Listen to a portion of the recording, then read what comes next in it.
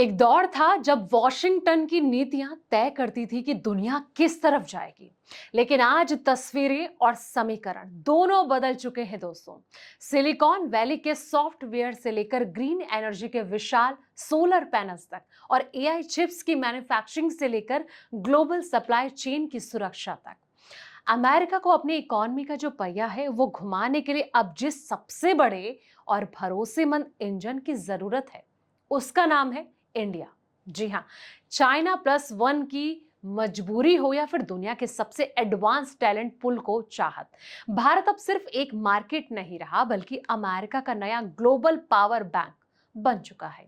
आखिर कैसे एनर्जी और टेक सेक्टर में भारत के बिना वॉशिंगटन का गुजारा मुश्किल है और इस जियोपॉलिटिकल शिफ्ट का हमारी आपकी जेब और देश के इकोनॉमी पर क्या इंपैक्ट पड़ने वाला है, चलिए इस रिपोर्ट में समझते हैं। नमस्कार, मैं हूं आपके साथ संध्या बिष्ट और आप देख रहे हैं the economic times Hindi. Bharat और अमेरिका के बीच रिश्ते अब कारोबारी लेन देन से आगे निकल चुके हैं।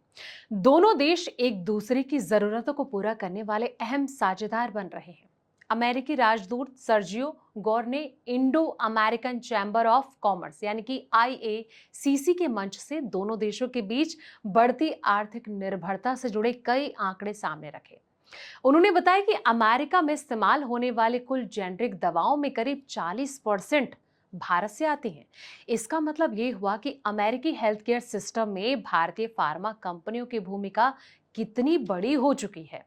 भारत अमेरिका को कम कीमत पर बड़ी मात्रा में जेनरिक दवाएं उपलब्ध कराने में अहम भूमिका निभाता है।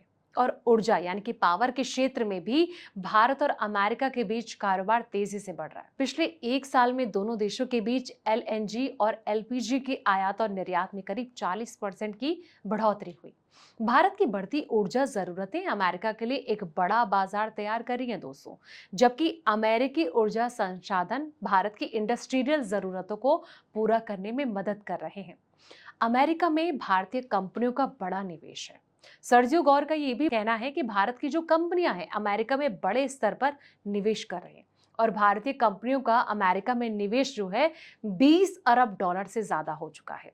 टीवीएस ग्रुप हो गया, नेटको फार्मा, औरोबिंदो फार्मा और रूट्स ग्रुप जैसी कंपनियां वहां मैन्युफैक्चरिंग यूनिट और रिसर्च सेंटर स्थापित कर रहे हैं और इससे अमेरिकी बाजार में भारतीय कंपनियों की जो मौजूदगी है वो बढ़ने के साथ स्थानीय स्तर पर रोजगार भी पैदा कर रहा है। 2030 तक 500 अरब डॉलर का गोल सेट किया गया है। जी हाँ, गूगल, माइक्रोसॉफ्ट, अमेजॉन जैसी अमेरिकी टेक कंपनियां भारत में एआई और क्लाउड कंप्यूटिंग और डेटा सेंटर के क्षेत्र में बड़ा निवेश कर रहे हैं। और दोनों देशों का द्विपक्षीय व्यापार करीब 20 अरब डॉलर से शुरू होकर अब 240 अरब डॉलर से ज्यादा हो चुका है। अब भारत और अमेरिका की कोशिश इसे 2030 तक 500 अरब डॉलर तक पहुंचाने की है। Energy, health care, technology, defence और मैन्युफैक्चरिंग जैसे जो सेक्टर हैं, इनके गोल को हासिल करने में अहम भूमिका ये निभा सकते हैं।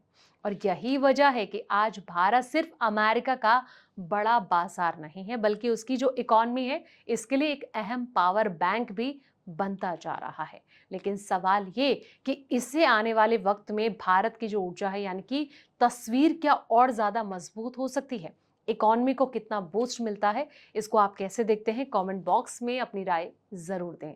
ये रिपोर्ट आपको कैसी लगी है वो भी बताएं और जाते जाते इस वीडियो को लाइक करें, शेयर करें, चैनल को सब्सक्राइब करना ना भूलें ताकि ऐसी पल पल के अपडेट्स आपको मिलती रहे। तब तक के लिए आप देखते रहें एटी हिंदी।